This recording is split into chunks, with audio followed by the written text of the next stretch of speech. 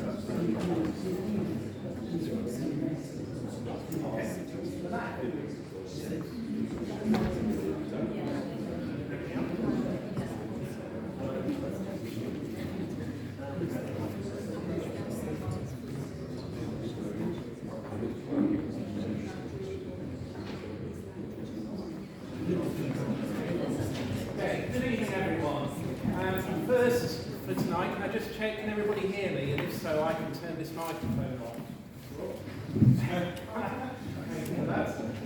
So I think we're okay. I'll leave this off. Just bear with me.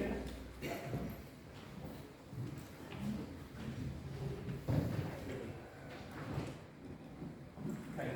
Welcome to the annual town meeting for Sandwich. Tonight's Wednesday, the 29th of April. There's a couple of procedural things we need to go through first. And then we're going to take some presentations from some individuals who've been invited this evening, and then at the end we can take questions and answers for probably about half an hour towards the end. So, can I first of all give thanks out to our invited representatives. We have here this evening our local MP, Sir Roger Gale. We also have our local Police Officer, PC Lauren Jackson. We have Peter Gill, who's the KCC Community Warden for Eastry Rural. We have Father Sebastian Hamilton, who's Rector for St Clement's, but also the Chaplain for the Town Council. We have Ben Garrett, who is a Chief Officer for Age Concern. Richard Ralph, who's Chair of Town Team and the Tourism Forum. Councillor Mark Morehouse, who also, as well as being a Sandwich Town Councillor, is also Dover District Councillor. Darren Solly from DDC, Dover District Council, Parks and Open Spaces. And then we have two speakers who have received grants for their organisation. We've got Tony Kerwin from Sandwich Town Cricket Club and Graham Connor from Sandwich Lawn Tennis Club. Thank you. So a couple of procedural things. Firstly, Town Clerk, do we have any apologies for absences? Here we have Councillor Peter Evans has a prior commitment.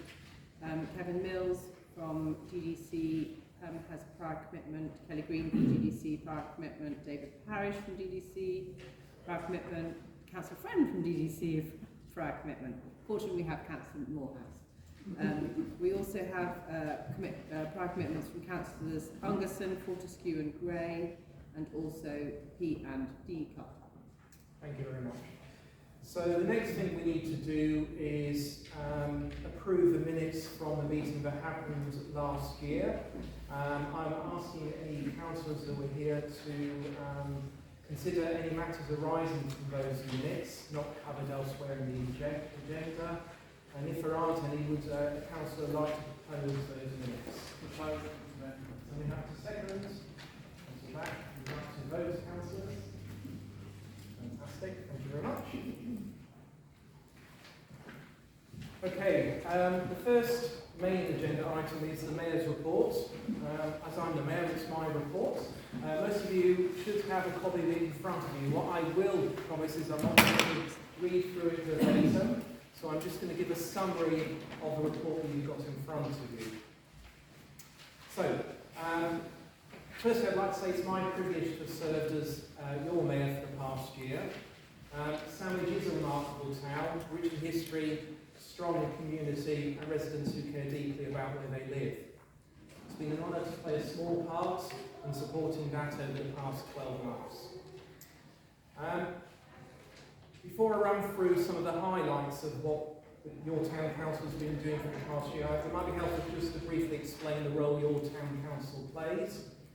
The council is made up of 16 elected councillors who volunteer their time to serve the town. They represent residents, raise local issues and support initiatives that help shape Sandwich's future, while also acting as your voice on matters such as planning, policing and highways.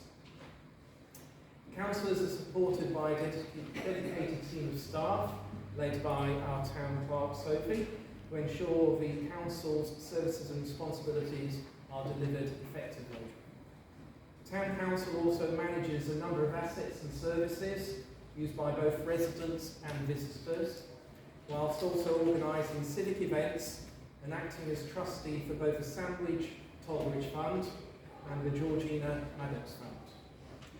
Over the past year, this is quite surprising stat when I totaled it up, we have held 83 meetings within the town council. It does sound like a lot of meetings, and it certainly feels like that sometimes, but it does demonstrate the time, effort and commitment councillors give to supporting their town.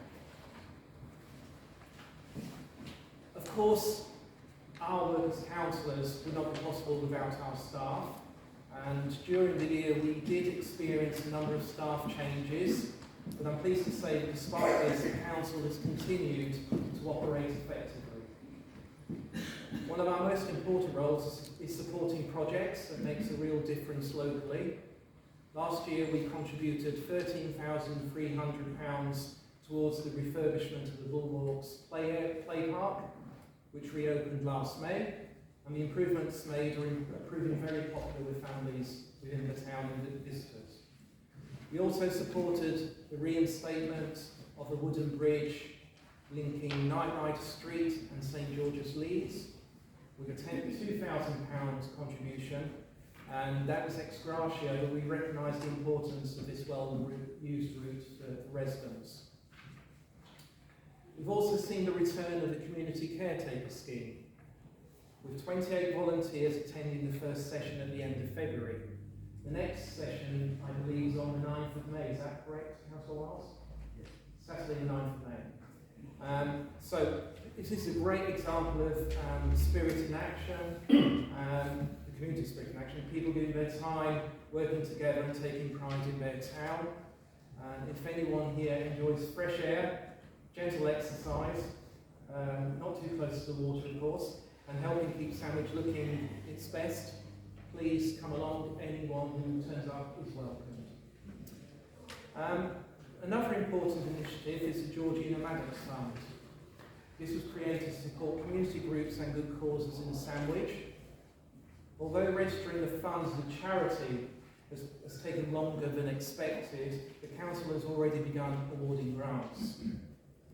In the first round alone, more than £38,000 was distributed to 12 local organisations, and the second round of grant giving is almost complete, with grant applications totaling nearly 40,000 having been approved. Residents may also have noticed the improvements to the Cattle Market's public toilets, which have recently been refurbished by Dover District Council, but this was following advocacy from the Town Council to get this done. Now, whilst public toilets might not be particularly glamorous, they are certainly appreciated when they are clean, open and working properly, and it's the Town Council's responsibility for making sure this is the case. Improving road safety remains a priority. Through our Highway Improvement Plan, we continue to work with Kent Highways on measures to address concerns raised by residents, including school warning signs, road markings and temporary 12-mile-per-hour limits outside Sandwich Junior School and along Sandown Road. We are planning to consult residents later in this year to refresh the plan. One disappointment I want to flag up in the past year is the unsuccessful attempt to relaunch a speed watch scheme. We did try as a council, but it's not our direct responsibility. It hasn't operated for a number of years. We did try a number of methods to seek volunteers, but unfortunately we had a very low response and insufficient to actually relaunch the scheme. Another key focus for the past year has been the care and management of the council's buildings and assets. After many years of limited investment, we are now making a more planned approach to maintenance to protect these for the future, with works underway at sites including Guildhall itself and Fishergate. Monkswall Nature Reserve continues to develop as a valuable wildlife habitat, community space and visitor destination. This year has seen repairs to the sluice gate, the planting of around 400 trees by volunteers and new visitor signage, alongside increasing signs of beaver activity. Finally, I would like to reflect briefly on my year as your mayor. Over the past 12 months I've undertaken more than 80 official engagements, alongside many informal visits and community events across the town and beyond. What I valued most about these occasions was the opportunity to meet so many members of our community, residents, volunteers, local organisations and businesses, all of whom contribute so much to Sandwich. For me, there have been many memorable moments, including meeting His Majesty the King at Walmer Castle, leading the Remembrance Sunday service at the War Memorial, and hosting our local heroes thank you evening. Looking ahead, the next 12 months also may bring some changes. Currently there's a community governance review underway, which could result in the number of councillors the Sandwich Town Council reducing, although the initial findings that were discussed only 2 days ago with by Dover District Council suggested we might well stay the same in terms of number of councillors. But there is a wider local government reorganisation underway, which will reshape the district councils and Kent County Council, and they will be formed into much smaller unitary councils. We are also entering the final year of this council administration, so there will be town council elections scheduled for May 2027. But whatever changes lie ahead, I'm confident that your councillors will continue to serve with dedication and the shared commitment to the town. And I'd like to thank you all for your support and thank you for being here this evening. Thank you.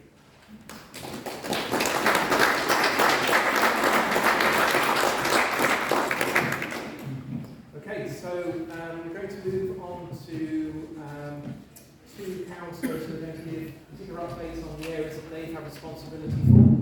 Could I first of all introduce the Deputy Mayor, Councillor Colin Wiles, who will be discussing our business plan. Councillor Wiles.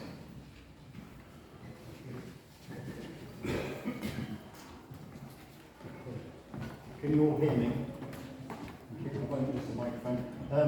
In your packs there is a short summary of the business plan. It's only one page. I like to be brief, so I'm only going to talk for a couple of minutes, maybe 2.5 minutes, and then open it up for questions, because my slot is 5 minutes. So the business plan is on the website if you want to read the whole thing.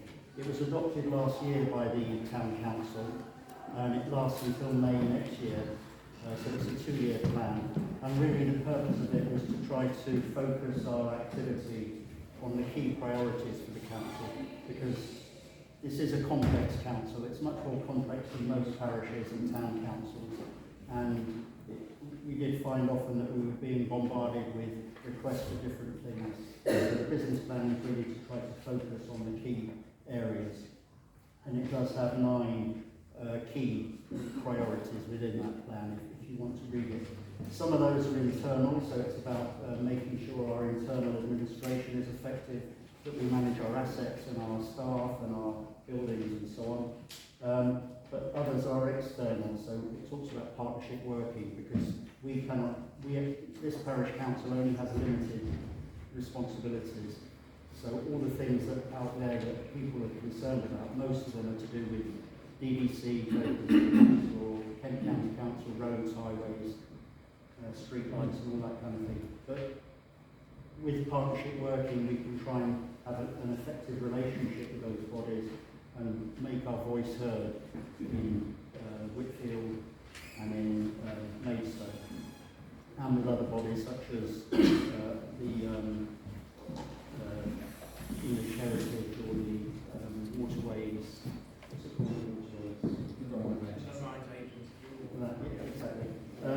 So the business plan sets out a context for the town.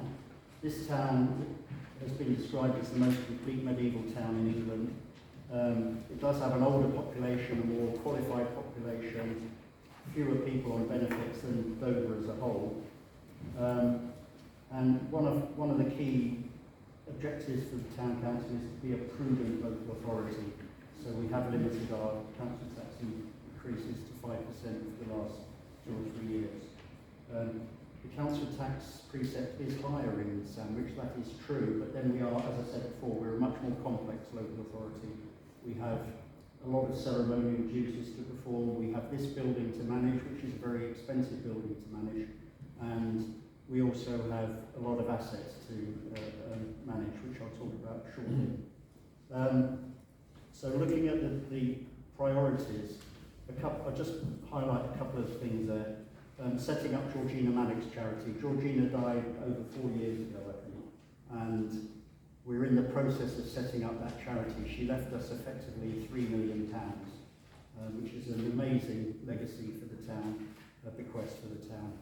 Just to report on one of the aspects of that, her piano, which you've seen as you come in downstairs, is a Bechstein piano, and on Monday the council agreed that we would carry out a full restoration of that piano and put it in the gallery next door so it can be used for receptions, weddings and so on. And it's really the only artefact that we still have that represents her passion for music and her personality.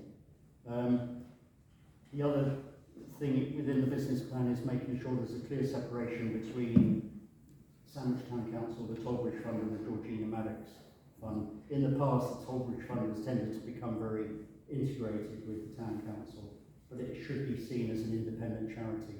The Town Council is the trustee, the 16 councillors is the trustee of that charity and will be the trustee of the Georgina Maddox Fund. And the other thing I just wanted to focus on is about assets. Now, I don't know how many people know this, but the Town Council, in its own right, and as trustee of the Tollbridge Fund, does own a huge number of assets, which are listed in the business plan.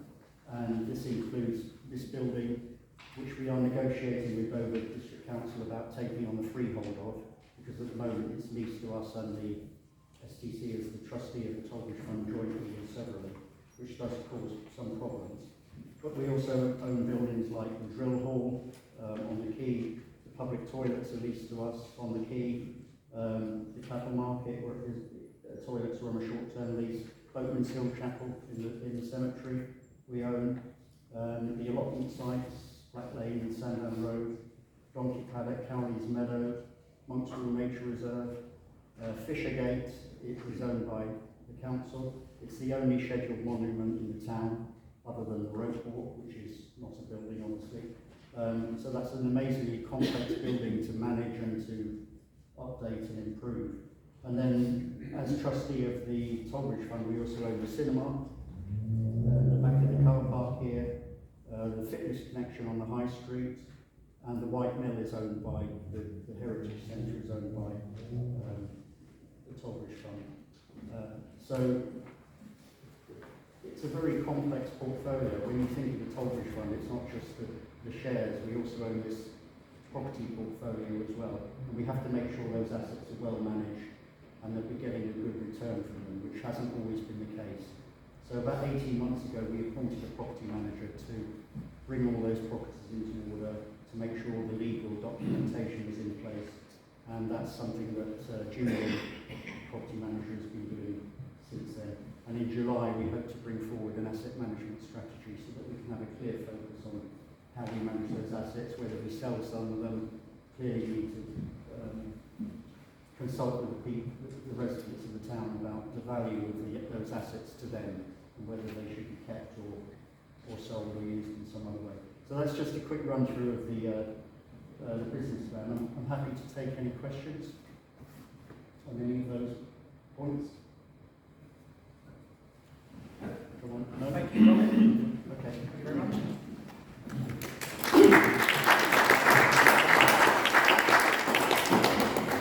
So the second councillor I'd invite to speak is Councillor Peter Green. He's the Chair of Finance and General Purposes Committee for his sins. He's also responsible for the Georgina Maddox Charity Committee, so quite an extensive and demanding range of responsibilities. So Peter's going to talk about our financial year. Thank you, Emmett. Thank you everybody for being here. In giving you an update on the finances, I think it's important to cover all of the monies that the council control. So that includes the Tollbridge Fund, which has been mentioned by both Emmett and Colin previously. And the finances of the charity, which is the Tollbridge Fund, and the council are intertwined in two major aspects. Number one, as Colin said, they jointly own this building and the forecourt.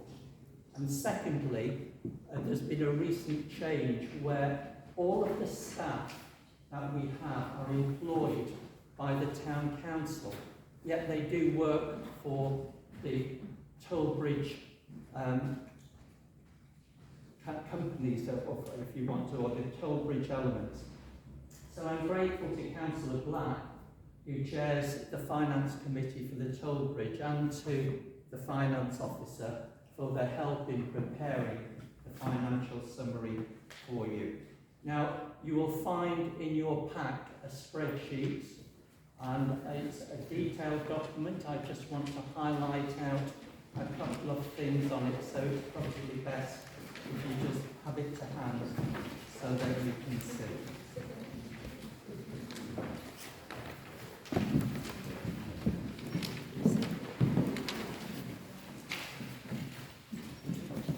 Okay, so this is a financial overview that brings together all of the entities. So in the first column, you will see the income and the expenditure as kind of general headings. And then in the next two columns, you will see for Sandwich Town Council, the budget for 2025-26 and the planned budget for 26-27. And then in the next three sets of columns, which all fall under the auspices of Sandwich Tollbridge Fund, we have the Tollbridge itself, the Guildhall itself, and the museum. So the way it works here is that we have each of those entities has its own bank account. So we've got a bank account for the council, a bank account for the Tollbridge, a bank account for the Guildhall, and a bank account for the museum. And then the end two columns total all of that up. So if we look down the column underneath the town council, you'll see the preset is coming in at 348,000 for this year. It was 330,000 last year, and we've talked about the increase there. And you'll see the other income is nearly 65,000, and that is income that's coming in from the rent of the drill hall, from the markets, from the allotments and so forth. So that all totals 412,000. But then below that, you will see a figure for 229,000 for this present year, and that is the recharge of the staff who are working on the Tollbridge, the Guildhall and the museum. You'll also see some transfers, and this is basically budget transfers, and this is where we're rearranging the money and spreading it around between these different entities to be able for them to operate. So you'll see in total, then if we look across the total external income, you will see that for the toll bridge, that gets a total of 170,000, 60 of which is dividends from the investment portfolio, and 65 is a planned drawdown or sale of shares that investment portfolio has, and the 45,000 is from the rents of the car park at the back and so forth. And then moving over to the Guildhall, you'll see that the income plan for the Guildhall for this year is 74,000. Now that is quite a stretched target, because that's the money from renting out this building for other activities, for the Art Society, for the markets and so forth that are held within the building. And then for the museum, you'll see we've got income of about £9,000, which is just coming in as donations and sales of merchandise and so forth, and there's 7,880 grant which has come through. So if you look right across then in total, the total income coming into Sandwich Town Council is £675,000. If we were a business, that's our total turnover. And you need to keep that in perspective with Dover District Council, which is turning over 22 million, and Kent County Council, which is turning over 1.53 billion.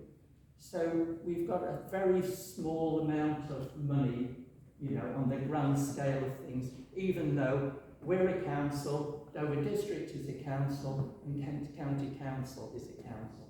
So it's all classified as councils by many people, but we are the first and smallest element of that. So where does all of this money go? This 675,000. Well, something like 388,000 of it goes to pay for the staff that we have. So that 388,000 just note, is 40,000 more than the precept that we get in. It's a huge amount of money and it's a huge demand. We then, if you have a look as well, the other kind of big expenditures then are for the repair and maintenance of our buildings, where we're spending £104,000. And then other elements like utilities and insurance, which we really don't have any control over. Kind of all of those amount up to another £214,000. We've made a provision of £15,000 for the reorganisation that's planned that the Mayor was talking about. So in total, over £600,000 of our income is already predetermined where it's going to go, which gives us very little flexibility when we get calls on for expenditure outside. Now, importantly, I mentioned some of these transfers because the Sandwich Town Council transfers £137,000 in budget towards the Guildhall. The Tollbridge Fund transfers £65,000 for the Guildhall and £50,000 for the museum. So these are just internal transfers, and in many respects, then the recharge back for the staff that are operating on the Tollbridge entities is £230,000. So when you add up these internal transfers, we're transferring £470,000 of the income that we get in. We're shuffling it about. It's not really a very efficient or effective way to be working, and we need to improve it. So that's kind of an overview of the finances. Looking back on the financial year, that's just ended at the end of March. The accounts preparation is starting to be made, and they will be available in due course in line with the statutory periods and so forth. There is nothing that's happened that we're aware of that will have a major impairment on the budget overall. In terms of investments, we've talked about the Tollbridge Fund, and excluding properties that the Tollbridge Fund owns, the shared investment portfolio has been worth about £2 million, for the last 11 years or so. So it's hovered at about £2 million. But in that time, inflation is over 55%. So the real value of the Tollbridge Fund is depleting. And this is because assets have been sold to pay for the central heating refurb here. It's been used to fund elements of work that have been needed and to keep things going and to pay for employment. The Maddox investment portfolio is worth about £3.2 million, and that's after something like £80,000 in grants has been given. And when Georgina passed away, the expectation was that we would get about 2.6 million. So in the 5 years that it's coming up now in August, the investments have grown £680,000. This council has got some loans. We took out a loan for the forecourt of £300,000, and there's only a couple of £1,000 has been paid off the principal's son. I must say the markets are going really well. The income from the markets is up, and it's a real stretch target to improve it. So well done to everybody who's been involved in bringing the markets through. The drill hall, there was a £350,000 loan taken out to cover the purchase of the drill hall. That's rented out, as you know, as a pizza place. The income from that barely covers the loan. There's very slender margin to pay for the insurance. And we will have a problem if that building needs repairs or if it becomes vacant. It's going to be a real problem for the council. So this challenges that the council face going forward are kind of the lack of a sinking fund or a reserve fund to pay for major maintenance projects across the portfolio of properties. That's a real problem. Also, the depreciation of the toll bridge fund. I would just kind of go back to the Guildhall itself, because Councillor Wiles did make the point that the Guildhall is expensive. It costs $267,000 this coming year to operate this building, and we will get about 70,000 in income for the building. So this building is costing us a couple of £100,000 a year, and people really need to understand that, because it really is, it's the heart of Sandwich, it's recognisably Sandwich. So that is a problem, as I say, with any drawdown. We've got a bit of a problem, a short-term problem with NatWest Bank because of change of officers and so forth. We're finding them very difficult to open accounts and get interest-bearing accounts, but we hope to overcome that in the not-too-distant future. So that concludes my review. I'm happy to take questions now or during the general question and answer session. Sorry, Claire.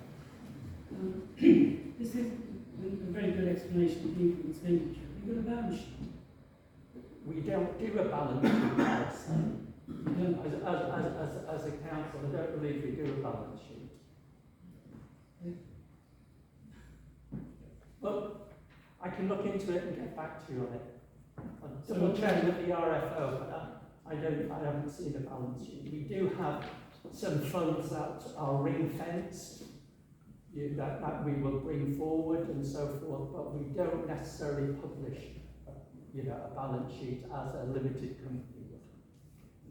You must be able to balance the books. So that if we've got second year of deficits, is there any money there to cover those? We've got, sorry? We've got 2 years of deficits. We've got 2 years of deficit, yes, so we're going to have to try and find savings as we move forward, and we have got some monies that we're bringing forward from previous years. One of the things, because we do hold quite a bit of cash, we are in discussions about, we budgeted another £35,300 of drawdown from the toll bridge investments. We haven't made that drawdown because the stock market has gone down, it's a bad time, and at the same time the council is flush with money. So we should really have better control over managing our monies. But there is generally, the amount of the deficit is relatively small, 7,000 or something like that. But hopefully things don't necessarily materialise. For instance, we have to make a provision of £5,000 for elections in case councillors decide to stand down and there needs to be an election. So there is money there which we need to provide for, but may not be spent, and hopefully it won't. Any other questions? Carol? As part of your business plan moving forward, do you intend reviewing the investment portfolio in terms of the companies that you're currently using versus other people that might give you something better in the way of income? Well, we did last year undertake a review with the investment manager for the toll bridge fund, and all of the monies were moved out of individual shares and specified shares into a high-performing charitable trust. And I know Councillor Black has done a lot of work on this, and we're happy at the moment, but it's something that we're always reviewing. Okay, thank you, Peter.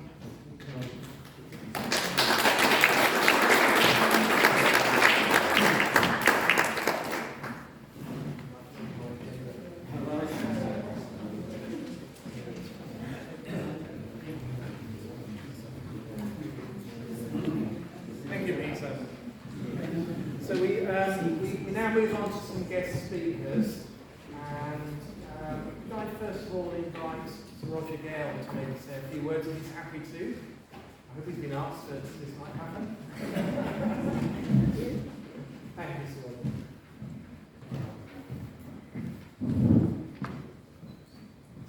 Good evening, ladies and gentlemen. I don't have a script, and I haven't issued one to you, but I was asked if I'd say a few words about what I've been doing with Sandwich since my election in 2024. It is so 21 months since I became the member of Parliament for Sandwich, and have been the member of Parliament for North Fab for 40 years. Since the election, I first of all had to get to know the parish and the personalities, and I think I made a fair inroad into that. I've had a lot of help from some people.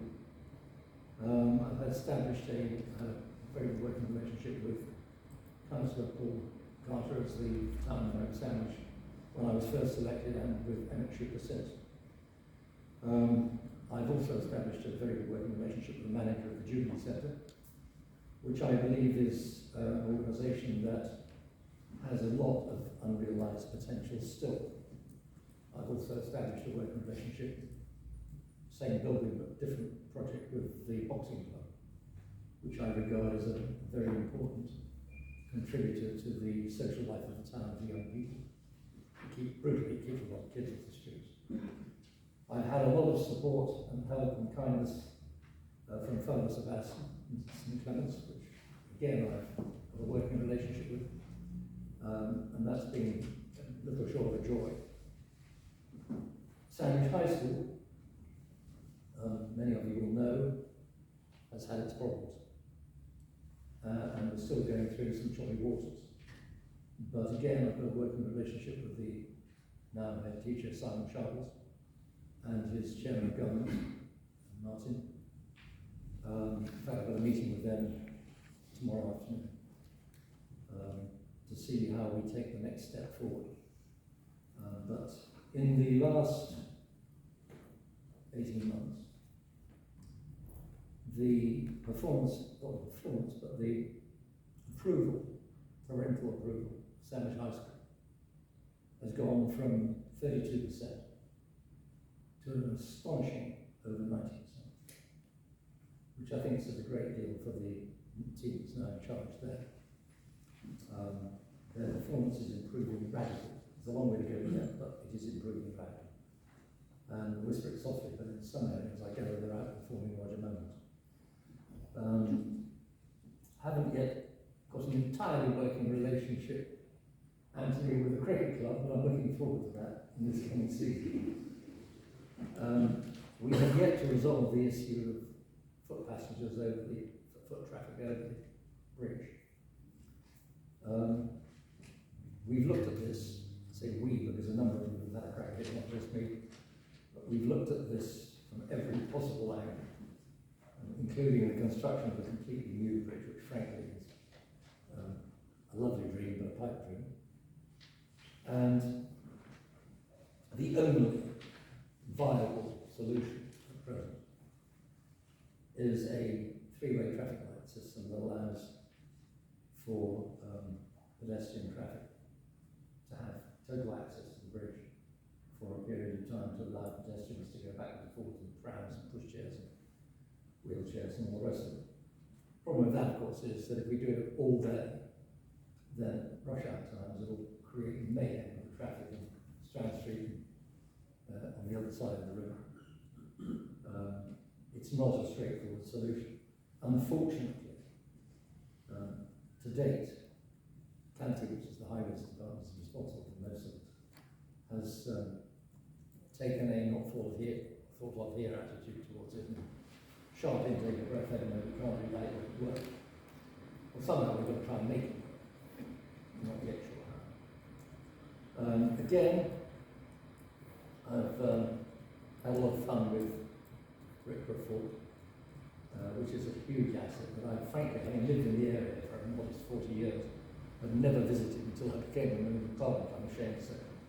And now, as a result of arm twisting, a member of English Heritage, and I enjoy going there a very great deal.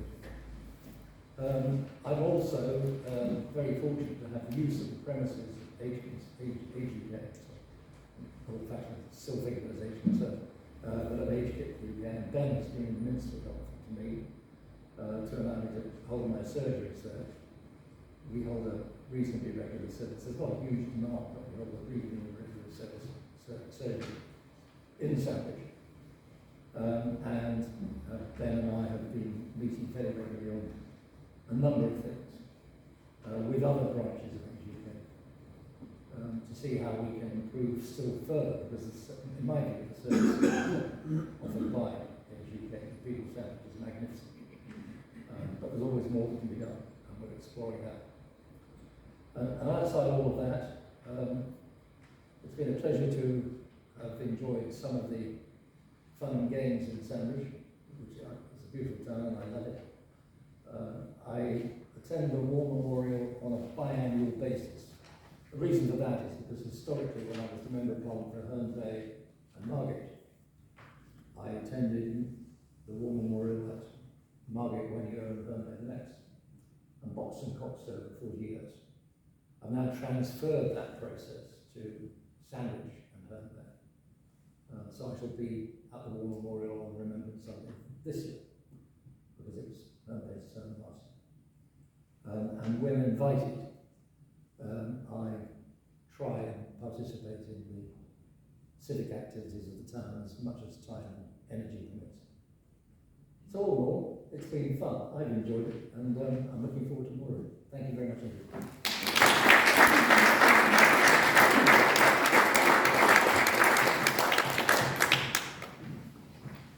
Thank you so much.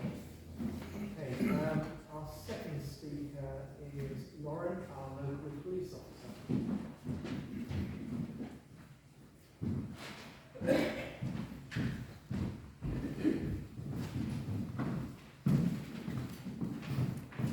Good evening, everyone. Thank you for inviting me to speak here this evening.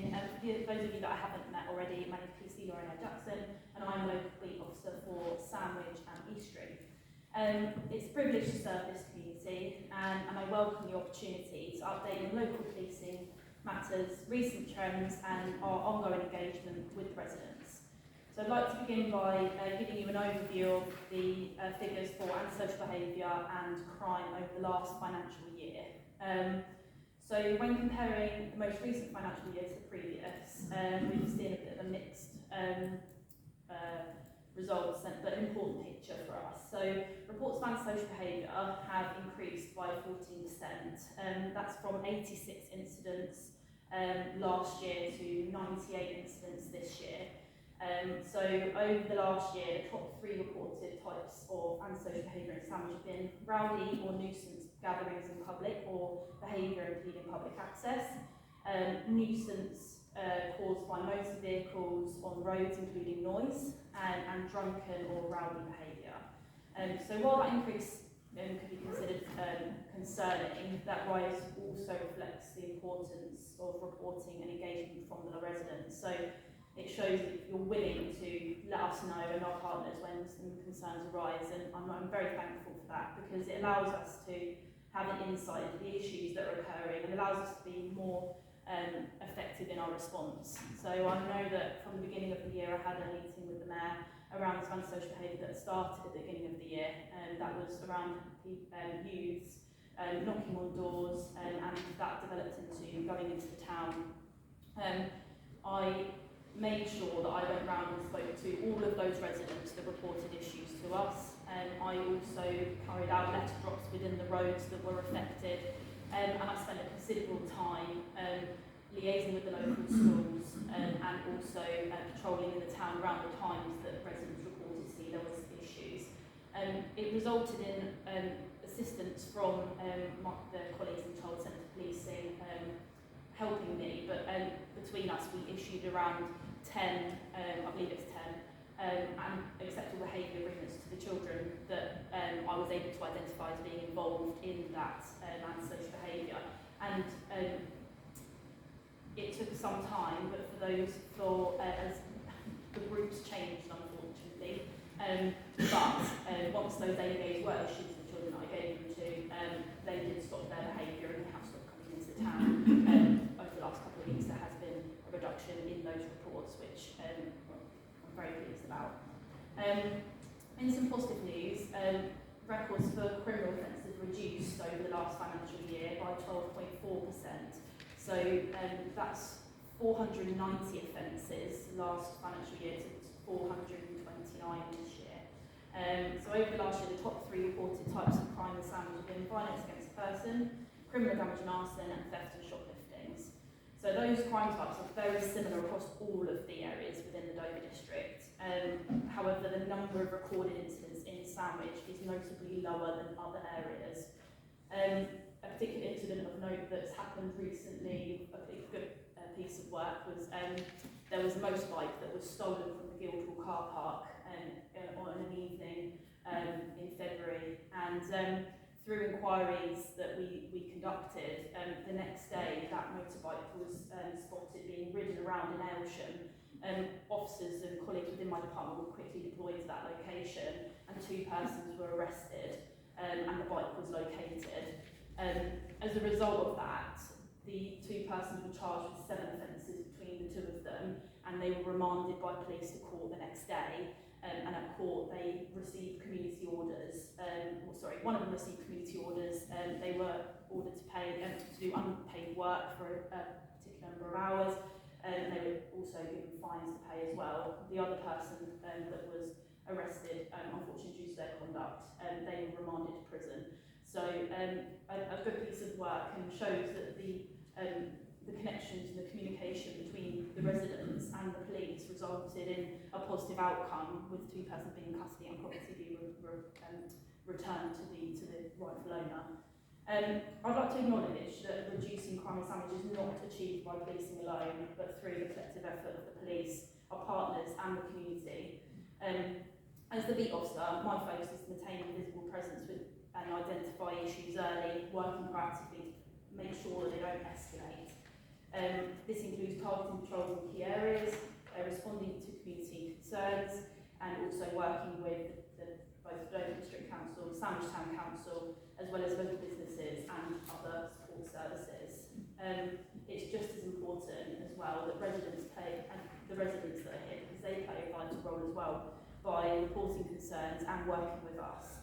We're working with our helps us all to ensure that Sandwich remains a safe and welcoming place to live, visit and work. So just touching on the importance of that partnership working, it leads me to talk about my community voice. I'm sure some of you may have already heard of it before, but for those of you that haven't, it is a digital engagement tool used by Kent Police. It allows residents to share their views, priorities and concerns directly with local officers. It enables us to understand what matters most to the people that we are serving, rather than just relying on those crime statistics. Those insights help us shape the patrol plans, problem-solving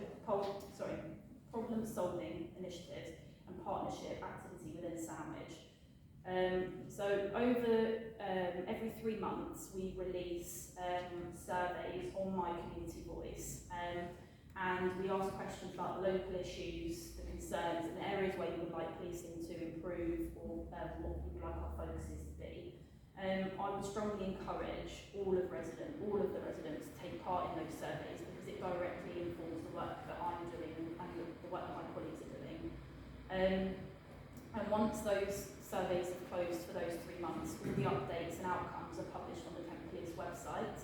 It allows us to be transparent and allows residents to see how their feedback is directly used to address those concerns and deliver solutions.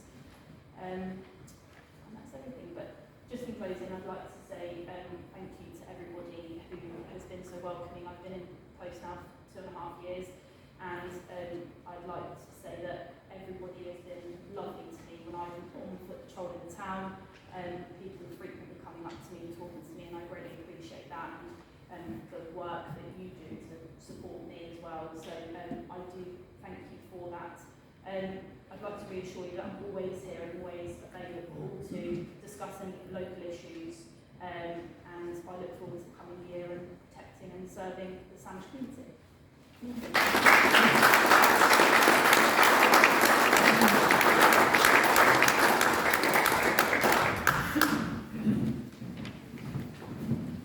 you, Lauren. So our last guest speaker is also one of our two district councillors. So can I invite Councillor Mark Morehouse to give us a short update? Thank you. Again, I haven't got a script, so I'm speaking from the heart. I'll give you a little bit of a brief introduction about myself. I have lived in Sandwich my whole life. Almost. I did live in East Surrey for about 2.5 years. If you look out the window here, you see the cattle market car park, which was a cattle market. My grandfather started a business back in the 1930s in which he brought cattle to the cattle market, livestock to the cattle market. And my mother was born in Sandwich a little over 100 years ago, so I'm very privileged to work with a group of councillors, some of whom know Sandwich, some of whom lived in Sandwich for many years, some of whom moved here very recently. And every one of them offers some expertise to the town and gives you all a great service as councillors. I was elected to Sandwich Town Council back in 2007. Prior to that, I was very briefly working on one of the events with Georgina Lennox, who we've spoken about this evening, as a volunteer on the Sandwich Festival Committee, and that's how I first got involved in public life, as it were, in Sandwich. I left Sandwich Town Council in 2019 because I wasn't living in Sandwich at the time, and then circumstances brought me back here 6 years ago, and the by-election took place in 2022, and I rejoined Sandwich Town Council as an independent. And then just shy of 3 years ago, I became the first independent Dover District Councillor since the 1983 to 1987 term of office. So Sandwich is in my heart. I attended almost every full Sandwich Town Council meeting since the election in 2023. I believe I've missed about 3 of the 30 odd that we've had since then, and at every council meeting I bring an update. And most specific, what that specifically means is, being an independent, I am not tied into voting on a party political whip. So I can present an argument or join an argument at Sandwich Town Council and say that I'm against something, and when I go to Dover District Council and there's an opportunity to vote on that proposal again, I'm not bound by a political party to vote for when I voted at Sandwich Town Council against. So there's no conflict of interest. The things I've been working on predominantly on for 3 years now is the perennial irritation of number 57 New Street. And it's disappointing that no course of action can be taken on this, because it would involve a compulsory purchase order, which Dover District Council cannot afford to do. And unfortunately, there is at the moment no present plan to impose any kind of compulsory action against the owner to do something about that property. One thing that is astonishing is that we've got the MP here today to hear this. There is no law in this country that invokes anybody to keep their property to a reasonable standard. I think that's quite a remiss of a country of our size and our significance, that we don't have that kind of law in place. I don't think I've got anything more to say apart from that. If anyone's got any questions, please feel free to ask. Thank you. Thank you very much, Councillor Morehouse. On that last point about lines, which the town team has also been campaigning on for as long as I've been involved with and it's very frustrating, as you said. I happened to read an article in the Times this morning about a property in Chelsea, where, as a result of a coordinated batch of complaints by neighbours, I think it was a section 213 order has been served on the owner to clean it up, because in that case it was infested, it had a Japanese knotweed and so on. And I don't know whether this is something that we can apply here, but I just draw that to your attention in case it's a tool in the toolbox that we haven't yet used. One of the tools that we are exploring, and I have asked for an update on this, is that Historic England has an at-risk register, and I've asked about the status of that building on that at-risk register. So I'd be delighted to hear a little bit more from you on this section 213, and hopefully, possibly, I'm going to stress the word possibly, we may be able to do something in the year that remains that Dover District Council will be in existence before we go to unitary. Thank you. Thank you.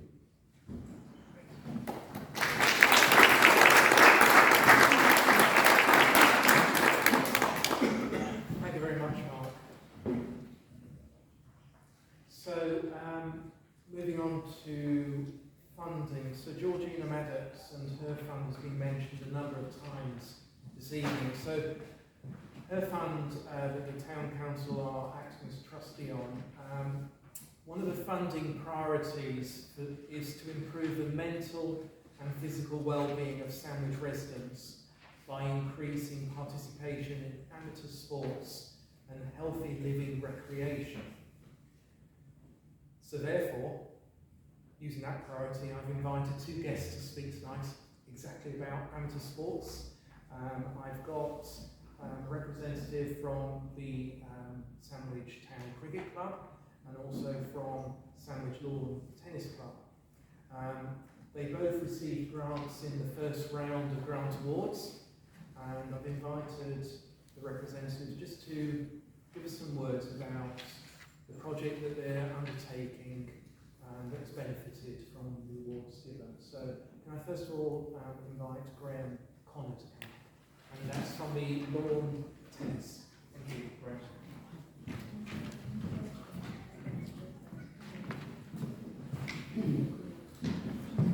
Good evening, everyone. Thank you for inviting me. I'm not used to public speaking, so we'll see how I get on. The Sandwich Lawn Tennis Club is badly named. We haven't had lawn tennis for a long time, but that may be changing in the future.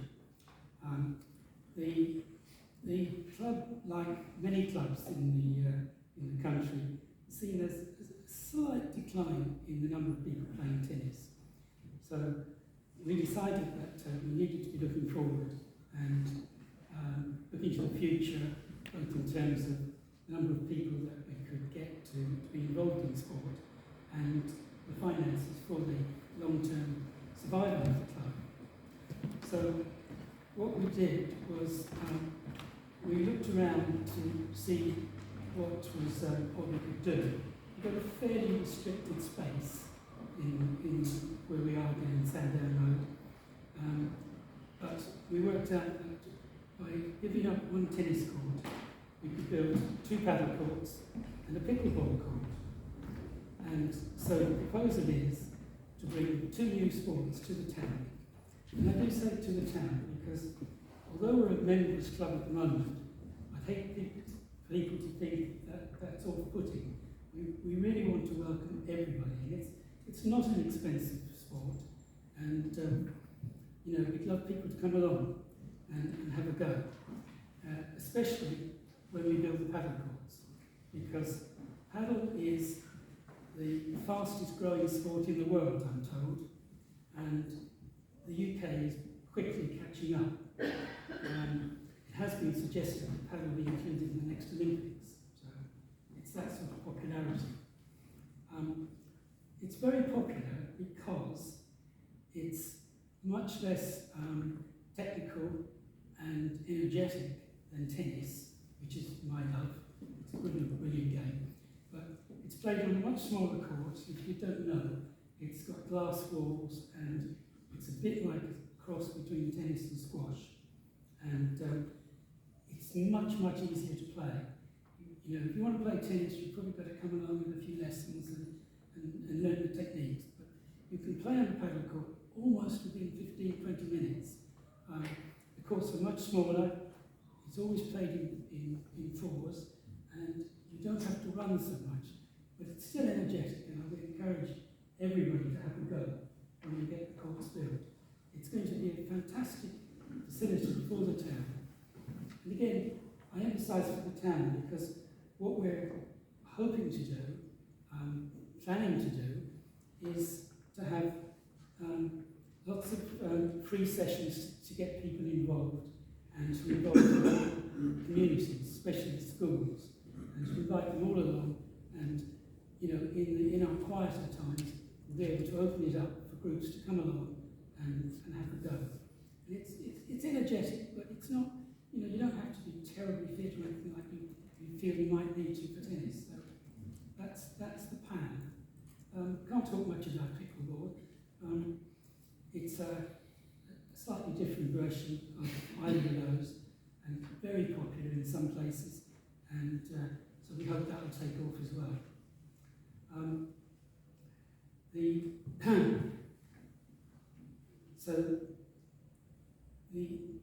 We aim to reduce the barriers that sometimes are perceived for people to come along and play. I mean, I hope you all know where the tennis club is. I spoke to somebody in the town the other day and they didn't know we existed. And we're slightly on the edge of the town, but you know, do come down and see what's going on, especially once the paddle courts are built. Now, I say when they're built, we're madly fundraising, and last week we got the go-ahead from the LTA, the Lawn Tennis Association.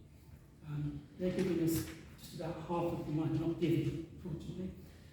They're loaning us half the money, and we've raised money from a number of other grant-making bodies, and we're waiting for the last 20 to 30,000 so that we can go ahead. But we should get the answer to 20,000 of that in the next week, and then it'll be all systems go.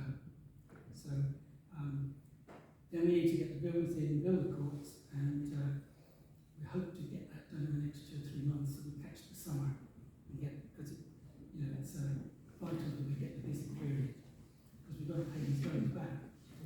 So I'll be going around with a hat in a minute. Now, you might not know that the LTA, the Lawn Tennis Association, is the governing body for tennis, but it's now the governing body for paddle as well. So their backing of our plans is absolutely wonderful. Talking about the funding, it's really wonderful that we got the grant from the Georgina Radix Fund. That sort of fills in one of the gaps in our total that we need, and we're delighted to receive that, so thank you for that. So really all I can say is that if we can finally get over the last hurdle in the next few weeks, then we'll get building, and I invite you all to come. There'll be lots of publicity about when it is. You all come along and have a go on the day. There's 3 sports to play, and I think it will be great fun. And I think it's a really good addition to the town for sporting activity and a bit of exercise, and it's just fun. So, you know, all those things. Thank you.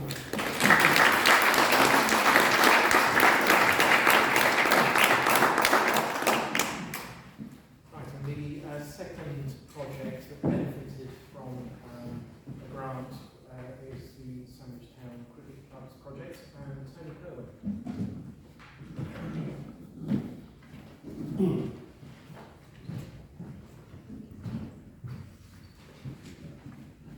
Well, first of all, councillors, thank you very much for inviting me to put my notes down. Not a good start. For inviting me to speak this evening about Sandwich Town Cricket Club and the funding.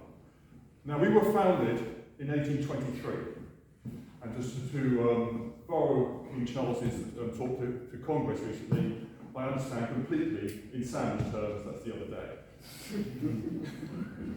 Cricket was first placed at the Butts in 1938. So that have a long-standing history with this community. I personally have played for the club for 45 years. I shouldn't be still playing, but I thoroughly enjoy it. We have 4 Saturday teams, 2 Sunday teams, 1 midweek team, 1 ladies team, and a walking cricket.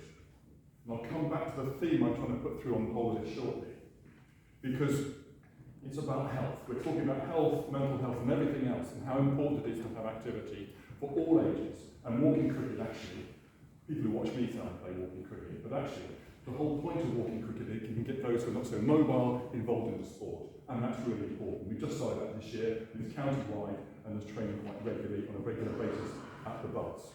On the juniors, we have over 120 juniors registered with the club. We have under 11 teams, under 13 teams, I say teams across the board, under 15 teams, 2 girls teams. Now, this is a pathway, because what we're doing is providing a pathway from youth, with the girls teams, into the ladies teams, for young lads, into the men's teams, the senior cricket.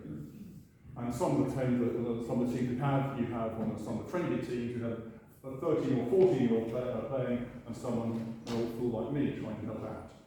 And the point is, it's a community sport. Now, I'm going to use this word pathway on purpose, because it's not just a pathway for cricket development, it's a pathway, I believe, all team sport is. Tennis, all sport activity, all team activity, it might be music, drama, or whatever, but all team activity is a pathway of life. Because we've seen youngsters join us who are really struggling with things, and they give team sport gives them a purpose. And that's a fantastic thing. And schools are struggling. Schools are struggling financially, they're struggling in many ways to find what schools historically used to do. That's not a criticism of schools in any way. It's just the way things are going. And clubs like ours, and there are many examples of clubs around the county, can provide that pathway for youngsters to go all the way through. Not really just that you go to cricket, but it helps them in life. I've seen youngsters who have really struggled, and the confidence that sport can give them helps them their entire development. And it's so important. And I passionately, as I hope you can tell, passionately believe in that. Now, we have training nights from Mondays through to Thursdays, so the grounds are used on a continual basis. Now, we need nets, because you need to train and practice. And our nets we've got are getting past it. We've refurbished them a number of times, and they've now got a position where they're okay, they're usable, they're safe. But if we're going to develop as a club, as a force for the area, we need to change. We need to invest in new nets. And what the Georgina Maddox Fund has done is enabled us to start that process, because nets are ridiculously expensive nowadays, because you've got to have, the whole area's now got to be enclosed for putting modern nets up. We're going up to 3 nets because the usage is, as I said, Monday to Thursday, the usage is incredible. And what we're doing is having a process of hopefully 2 to 3 years of having state-of-the-art nets out there. Other clubs have got it like Chesfield, Nottingham's done some fundraising, there's match funding and all sorts of things out there. We all know about fundraising, but it's never that simple. The Georgina Maddox Fund has started the process. We've got into planning, and we've got planning consent, and we started the whole way forward. There are no grants in cricket clubs, by the way, for running costs. So we have to make sure all our running costs, and the cost of running grounds and everything is not insignificant. We do get a grant from Dover District Council, but we run the whole of Gayton and the whole of the butts. We are responsible as a club to actually look after the whole area, just about all of the butts and virtually all of Gayton. So that's down to us. And I hope that's a facility for the whole town enjoys. I mean, I know I walk my dog around there and meet many people who enjoy the area. It's a beautiful place, Sandwich, isn't it? It's a privilege to be part of this community. It really is. Having went to school here, having run a farm near here, my wife was born here, went to school just behind me, behind where we now live. I've just moved to Sandwich. And it's a joy compared to living where I used to live before, in the others very much too. Now, where do we go? There's several things we want to do. I'm inviting everyone to come and watch us play cricket. Maybe some of you want to laugh, I don't know. But come with us and watch us play cricket, because we have developed people, youngsters, to go all the way to play for England. A chap called Jordan Cox came to us, a chap called Ryan Davis, who went to the local schools. local primary school and the local Sandwich Tech School. And he actually went to represent Kent and Somerset over the years. So we have provided with a lady called Tammy Beaumont. Tammy Beaumont came through our entire cricket process and then played for England and then got the OBE for being a World Cup winner. But it's also not just about people being elite, it's about helping the whole. So our fourth 11, there's some members in there who are never going to be that good, but it gives them a sense of humanity and a sense of sport. And we're working out across every demographic that we can. People think cricket is elitist. I promise you, come down with from all backgrounds, from all areas. And that is the joy of the sport. And I welcome you down. Come down on a Monday night and see the whole of the butts surrounded, covered with children playing cricket.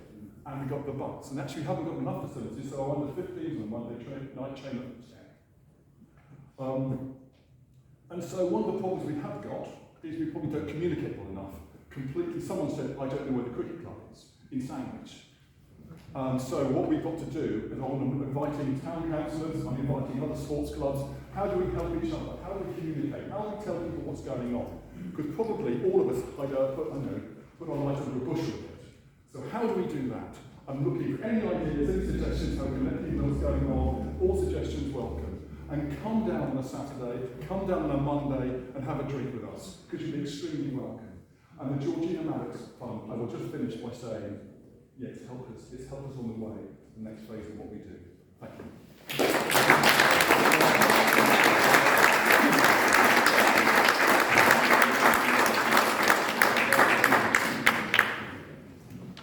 Yeah, can I just say, I deliberately chose Tony and Graham to speak regards to the fund, because I think the important thing is what the Maddox Fund has allowed us to do as a council, as trustees, is basically reset, because the Tollbridge Fund, to me, had got sort of in a cycle of the same applicants each year looking for grants. What we've seen under the Maddox Fund is quite a diverse range of applicants. It's been really refreshing to see new organisations coming forward to seek help and support, and that's made the experience, which is quite laborious when you're having to assess a lot of applications with a lot of paperwork, it's made it more rewarding, I think, to me personally. I hope other councillors feel that as well. So thank you to all the guest speakers. I'll put my hand on and say, obviously down to my time management, we've sort of compressed to a shorter time span for the questions, so I apologise for that. But I expect everybody's really happy about their town, and there's not many questions that they want to raise, I hope. I'll invite Councillor Marie at the end because he wants to talk about this weekend. But first, any questions? That worked.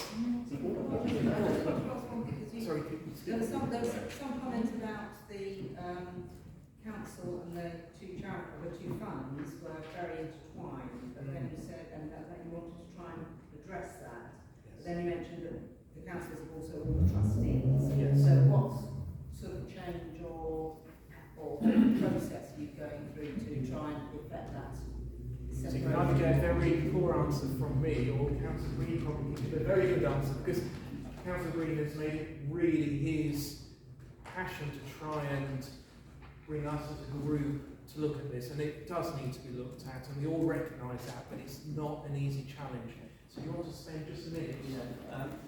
Just kind of very quickly, there's two things. First up, in terms of the Georgina Maddox, we made an application for charity status, but the Charity Commission like applications that have got a single focus, looking after tired donkeys like that. But when you're applying and there's over 50 different organisations in the town, the Charity Commission have kind of struggled with their application, but we hope in the next few weeks to get confirmation. And what we want to do is we want to safeguard the Georgina Maddox Fund by making it totally independent as far as possible from the town council. So we want to have an independent clerk.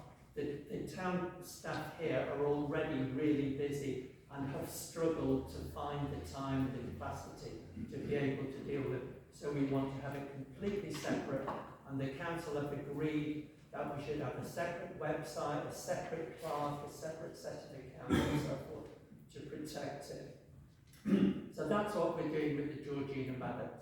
With the Toll Bridge Fund, we're part way through, and we've started a review to look at the relationship between the charity and the council, and to see how we can work more efficiently. I was saying earlier, we're shuffling around so much money, you know, and officers are spending time, councillors are having to approve it, we've got different bank accounts and so forth. How can we work smarter and better?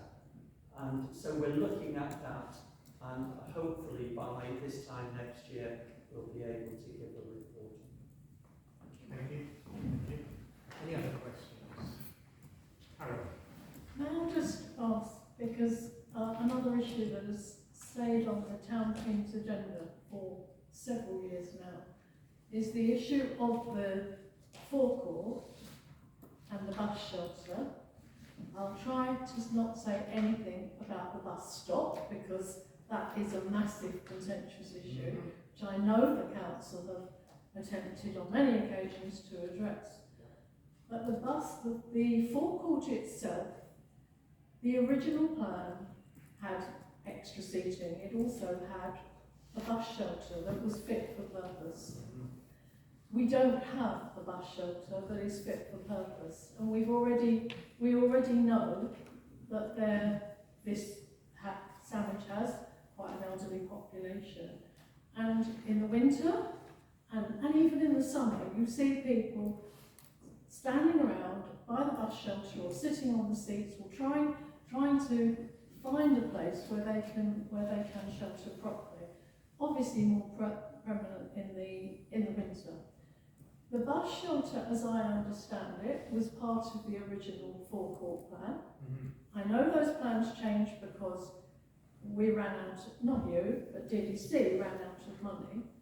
And I know that you have been asking for some time now whether there is any spare money at DDC, what the money was that was left over, how much it was, if there was any at all, and we're not getting it. Well, I know you're not getting it. But this is not criticism of Sandwich Town Council. This is an issue that I think Dover District Council needs to stand up and take responsibility for. The bus shelter is not the shelter that was in an original plan. It isn't even the shelter that was in the final plan. It should have sides, it should have had more seating, and actually it should have had some etching on the back. But the most important thing is it should be protecting people who are waiting for the bus.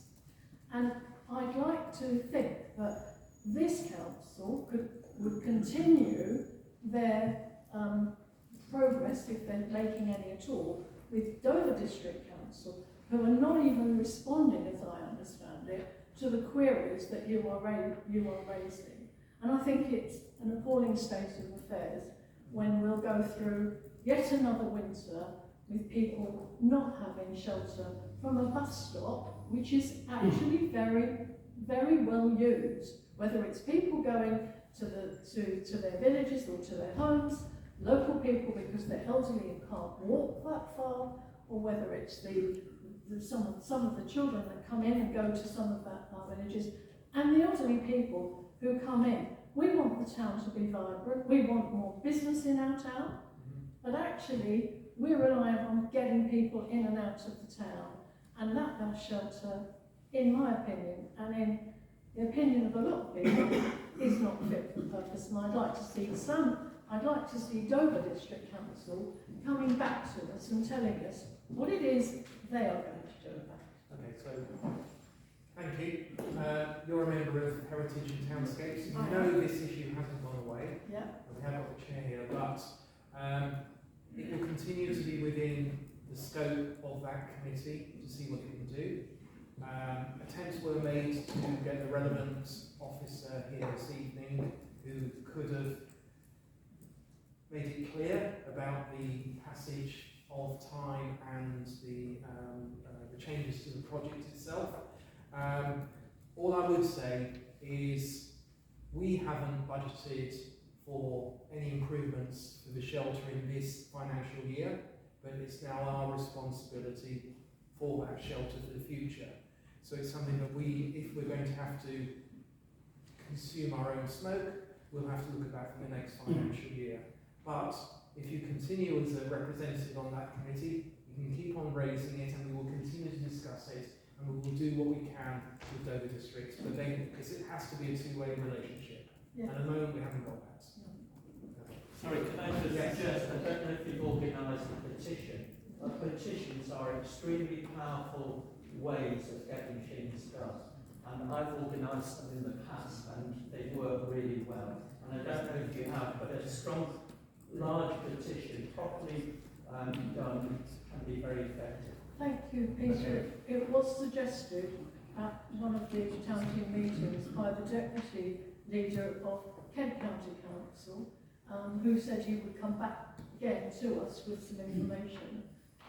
There was another angle to that too, and since when we've heard nothing. Okay, thank you. Thank you. Any other questions?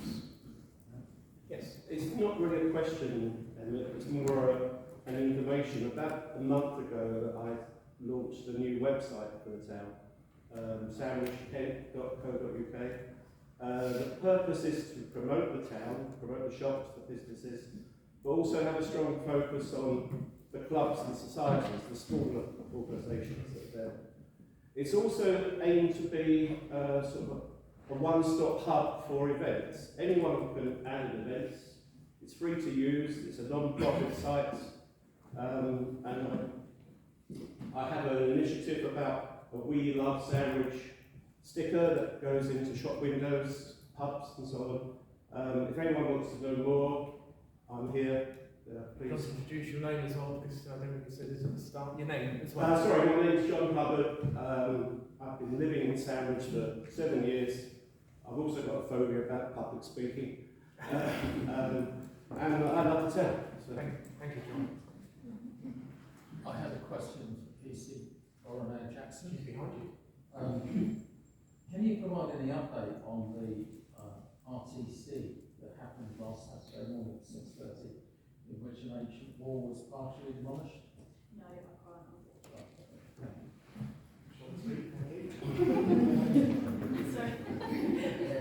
Thank you. I don't see a burst of more questions, so what I would like to do, I think Councillor Marie Dean would like to do a promotion for this coming weekend. Dean.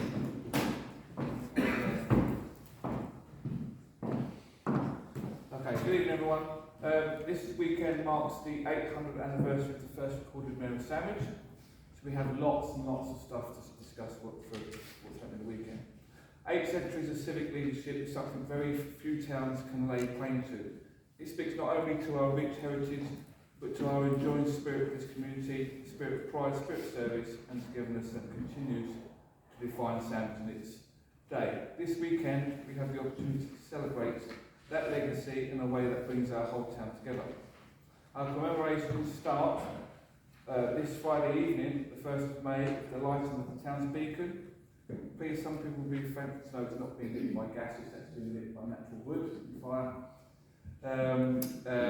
There's a powerful and symbolic moment linking us to generations of past that mark great occasions in exactly the same way. I encourage as many of you as possible to come along and be part of that shared moment of reflection and celebration. Then Saturday, the big one. The 2nd of May, we come to the centrepiece of the weekend, our 800th anniversary parade, setting off from the quay. This will be a vibrant showcase of everything that makes Sandwich special, our organisations, our history, our people and our community spirit. It promises to be a fantastic spectacle and a proud moment for our town. We then conclude this weekend on the 3rd of May with a civic service at St Clement's Church at 10:30, led by Father Sebastian. This will be a time for reflection, gratitude and recognition of those who have served our town, past and present. Events like these don't just happen, they are a result of dedication, planning and tireless efforts of volunteers, council staff and community groups. And my sincere thanks go to everyone who's played a part in bringing this important anniversary to life. But most importantly this weekend, it's not about you, it's about the people of Sandwich, it's all about you. It's about the people of Sandwich. And I hate really speaking.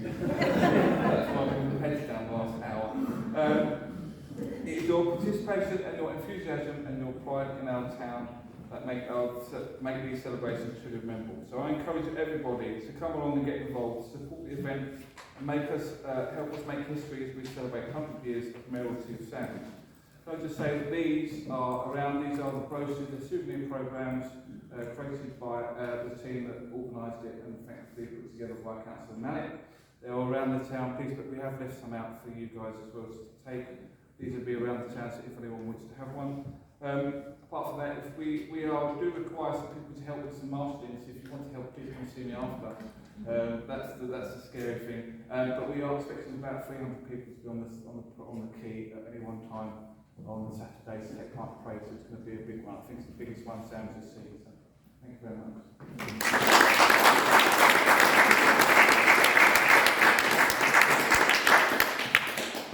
Thank you. So we've just hit 8:30. I think we probably ought to do with leaving this building and going elsewhere. But before we finish, I'd just like to go back to what's happening this weekend. There are other events also, if you look at the back. But from my perspective, what started out as a conversation with three councillors, we all thought it would be a good idea to mark what is a historic moment. What's happened is it's sort of been hijacked, I think, by the community. And what's great to see is from the infant school to age concern, how everybody's getting involved in this. Only today we took delivery of a 800 patch blanket that Age Concern had their knitting group had done. Earlier this week we took 59 painted in a certain blue paint style from the infant school of images of mayors, including myself. Suddenly I've got chiselled jaw. I don't know where that came from. But it's brilliant to see how active the community is around this. And at the end of it, it's not about just a pageant, and there will be a pageant, and there will be dignitaries there, but it's about the community. And just as sparkling as seeing the Lord Warden, the Cinque-Ports in his uniform at the front, it would be just as great to see the midlife movers towards the back in, I understand, 70s disco gear. So Saturday should be great. The weather doesn't look too bad at all. So if you've got time, from 1 o'clock on the quay, through the town, until about 1:45, 2 o'clock, it will be a noisy affair. Thank you. And thank you everyone for coming this evening. Thank you.